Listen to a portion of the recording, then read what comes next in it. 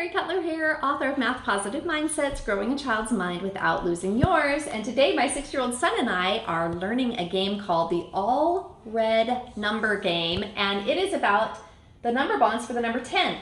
So what you need for this activity are some 2 color counters. A dice. And we need a die, right? 2 color counters have one color on one side and another color on the other side. These are red and yellow, but you might also have these in red and white. Okay, so how you play is everybody's got 10 and they're turned over to yellow. Your turn to go first. Let's show him how to play. He's gonna roll the die gently. Now we'll have to wait till we find out what it is. The suspense is killing me. What's the number? This is what happens when you make a die out of a foam block. It really tumbles. 1. 1. Okay, run back over here. But it's also my lucky day. Oh, you found a dime while you were down there. That's pretty lucky. Okay, let's see. What did you get? A 1. All right, so you're going to turn that over to red. All right. Mine to red? One of them to red.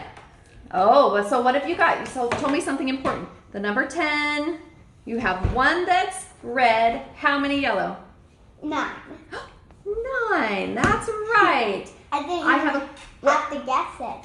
You didn't even have to count it or guess it. It was one you just knew? Yep. Okay, awesome. All right, now Mom takes a turn and Mom rolls the dice and we take turns back and forth until one of us gets all red and that person's the winner. That's what you want to get. That's what you want to get, all 10 red. Hey, I hope you're having fun building math positive mindsets with your kids.